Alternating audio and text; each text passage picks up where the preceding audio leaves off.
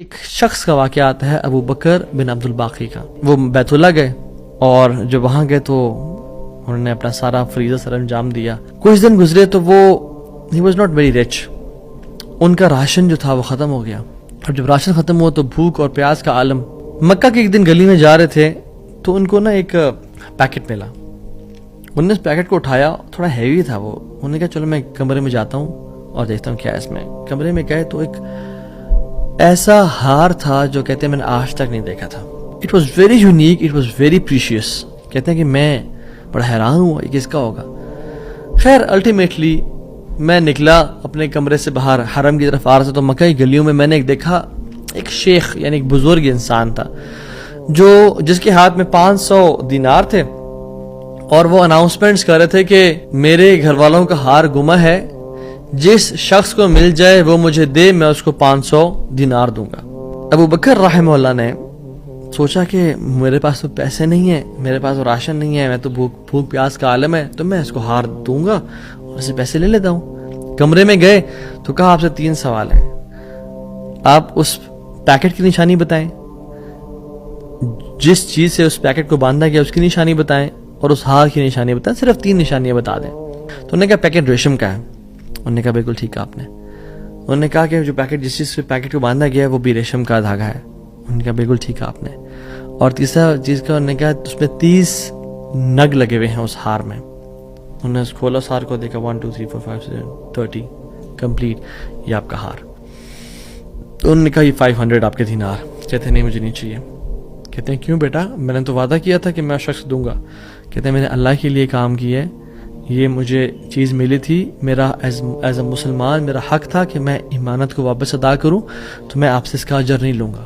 حالانکہ ان کو نیڈ تھی لیکن کہا کہ نہیں میرا اجر اللہ تعالیٰ سے, واللہ لا اخذها, کہ میں اللہ کی قسم اس کو نہیں لوں گا آپ سے. وہ بحث کرتے تھے کہ لو تم نے لینا ہے, وہ کہتے ہیں میں نہیں لینا آپ سے, آپ چلے جائیں, یہ میں نے اپنا امانت ادا کی ہے, میں نے کوئی احسان تو نہیں کیا آپ پہ. وہ بزرگ بڑا حیران ہو کہ یہ کیسا نوجوان ہے. خیر وہ چلے گئے. کچھ عرصے بعد ابو بکر بن عبد الباقی رحمہ اللہ کہتے ہیں کہ میں فائنینشلی اسٹیبل نہیں تھا, تو میں نکلا کچھ تجارت کرنے کے لیے. تو میں جس شپ پہ بیٹھا ہند کی طرف میں نے سفر کیا. سافرت الی الہند, میں ہند کی طرف جانے لگا. اور کہتے ہیں جب راستے میں تھا تو اتنے برے طوفان نے ہماری شپ کو ہٹ کیا کہ پانی شپ کے بیچ میں آ گیا اور لاگز بکھر گئے اور وہ کشتی ٹوٹ گئی.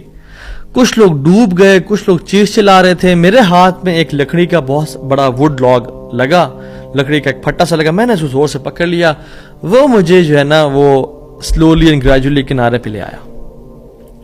میں جب اس آئلینڈ پہ پہنچا تو دیکھا الحمدللہ وہاں پہ بالکل وہ ابینڈنڈ آئلینڈ نہیں تھا, وہاں پہ لوگ آباد تھے.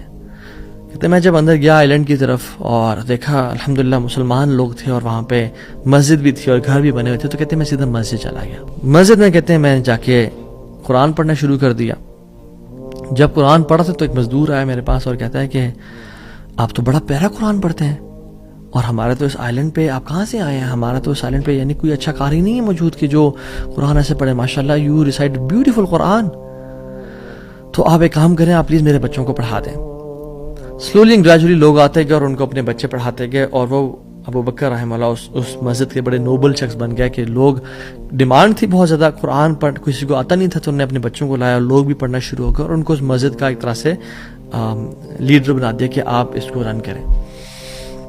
کچھ عرصے بعد جب ابو بکر رحمہ اللہ کہتے ہیں میں ابھی جاتا ہوں اس آئلینڈ کو چھوڑ کے, مجھے نکلنا ہے یہاں سے, مجھے اپنے گھر کی طرف اور اپنے بزنس کی طرف واپس جانا ہے, تو مجھے اجازت دیں. تو ان لوگوں نے بڑا ان کو پش کیا اور کہا کہ نہیں آپ نہ جائیں, آپ کی آنے کی وجہ سے ہمارے پورے آئلینڈ میں قرآن کی تعلیم پھیل رہی ہے, you such a noble and wonderful gentleman, آپ پلیز یہیں پہ رکیں.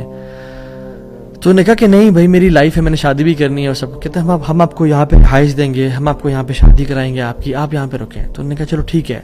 انہوں نے ان کی شادی کر دی ایک عورت سے, اور کہا کہ یتیم لڑکی ہے اس سے آپ کی ہم شادی کرتے ہیں.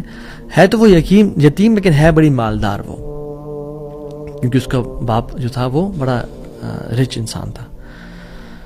انہوں نے کہا ٹھیک ہے. جب ان کا نکاح ہوا اور اس لڑکی کے پاس جب آ کے بیٹھے, یعنی جو فرسٹ نائٹ, جب اس لڑکی کو دیکھا اور اس کے گلے پہ نظر پڑی تو وہ حیران ہو گئے یہ دیکھے کہ جو مکہ کی گلیوں میں ان کو جو ایک نیکلس ملا تھا وہ اس لڑکی نے اپنے گلے میں پہنا ہوا ہے.